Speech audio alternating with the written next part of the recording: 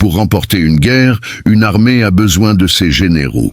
Ce sont eux qui élaborent les plans d'attaque, conçoivent les stratégies, donnent les ordres et répartissent les ressources de manière efficiente, s'appuyant sur leur vaste expérience et leur expertise pour mener la nation à la victoire. Cependant, la Russie connaît une pénurie accélérée de ses officiers supérieurs, car l'Ukraine les élimine méthodiquement du champ de bataille. Le premier général russe est tombé quelques jours seulement après le début du conflit, et plusieurs autres ont été neutralisés au début de ce mois. À ce jour, 16 généraux russes ont été tués par les forces ukrainiennes. Ce bilan émane d'une source extrêmement fiable, le ministère britannique de la Défense, qui a récemment publié l'une de ses mises à jour régulières sur X, précisant la perte la plus récente. Le ministère de la Défense russe a confirmé que le major général Mikhail Goudkov a été tué le 2 juillet 2025 dans l'oblast de Koursk, à l'ouest de la Russie. Goudkov, nommé vice-commandant en chef de la marine russe le 28 mars 2025, a été frappé lors d'une attaque ukrainienne contre un poste de commandement russe. On estime qu'il coordonnait des unités de fusiliers marins tentant d'établir une zone tampon dans l'oblast ukrainien de Soumy. Les avancées russes à Soumy ont ralenti en raison des contre-attaques ukrainiennes et des lourdes pertes subies. Né en 1983, Goudkov avait 42 ans au moment de sa mort et avait consacré toute sa vie au service militaire russe. Il a rejoint les forces armées en 2000, obtenu son diplôme en 2005 à l'Académie supérieure de commandement militaire de Novosibirsk et a gravi les échelons au cours des années suivantes.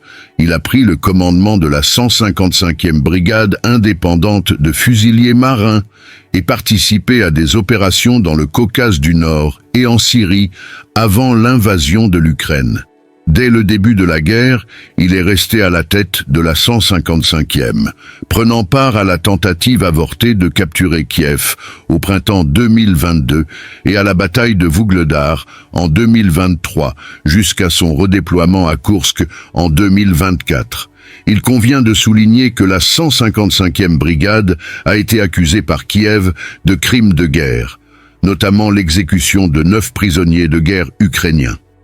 Malgré ces accusations, Goudkov a reçu le titre de héros de la Fédération de Russie en 2023, a été promu major général en 2024, puis vice-commandant en chef de la marine en mars de cette année.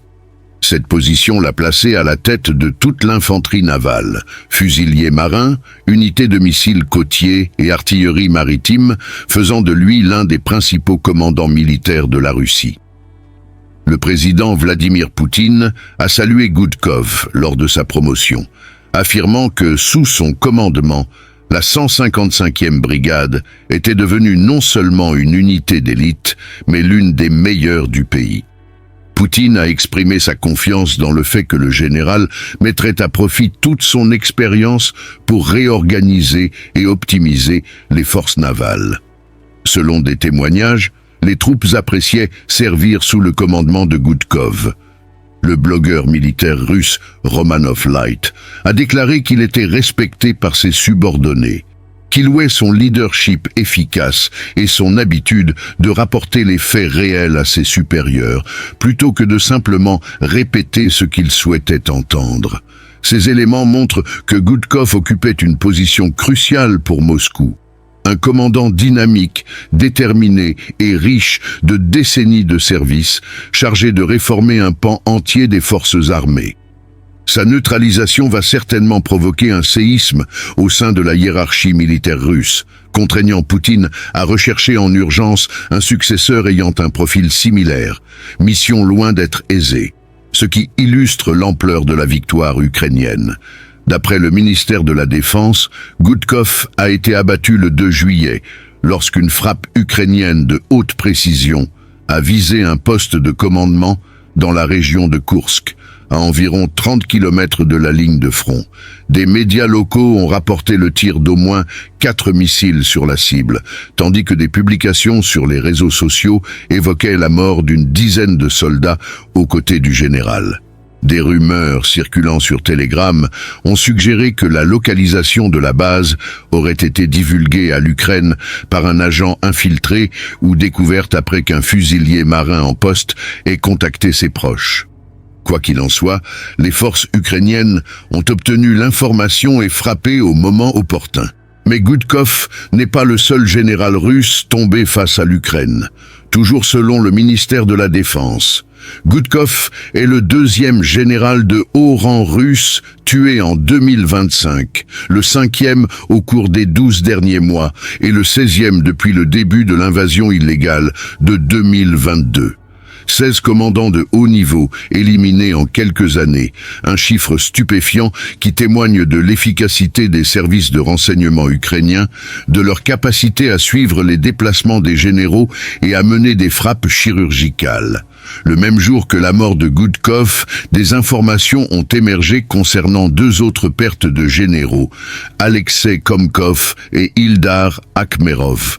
La disparition de Komkov a été particulièrement choquante, car elle est survenue au cœur de Moscou, loin de toute zone de combat.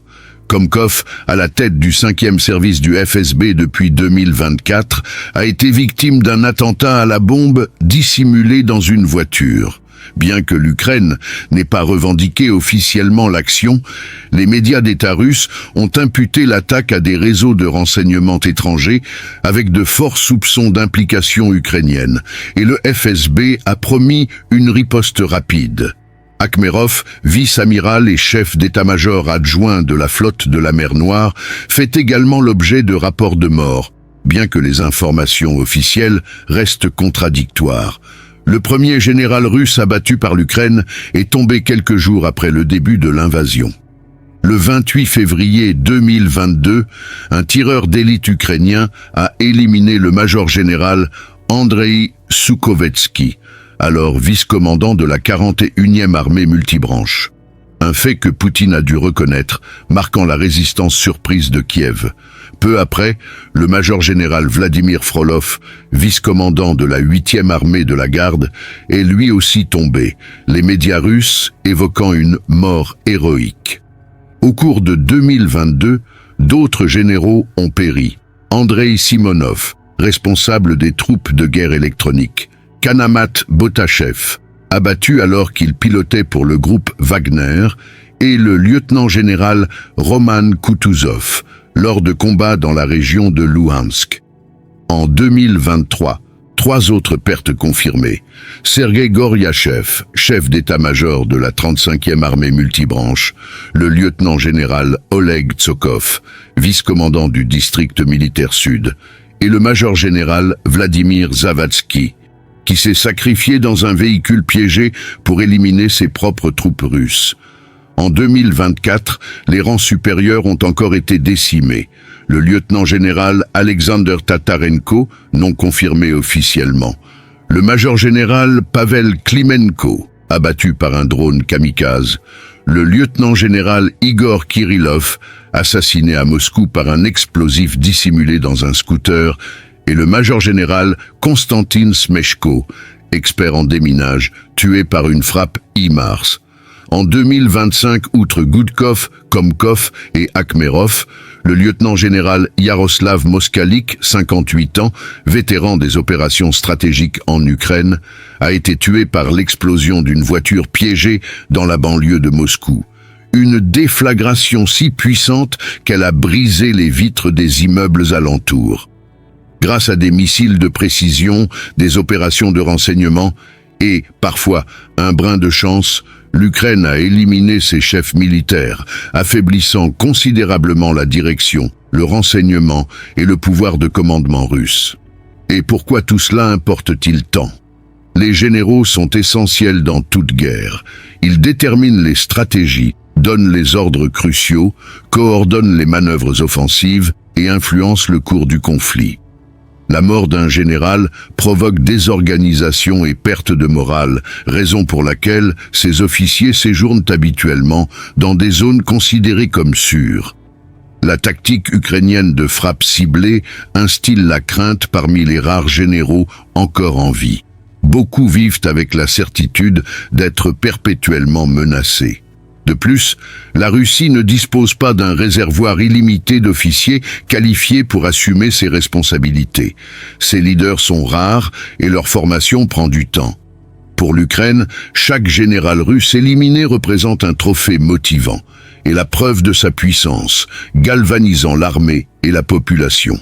Cela démontre l'efficacité de ses services de renseignement et la précision de ses frappes, d'autant que les généraux sont des cibles notoirement difficiles à repérer, et cette campagne ne s'arrêtera pas de sitôt. Plus la guerre durera, plus les généraux russes deviendront des cibles inéluctables. L'Ukraine continuera de choisir où, quand et lesquels. Parmi les hauts gradés, elle frappera ensuite, maintenant la pression sur le commandement russe.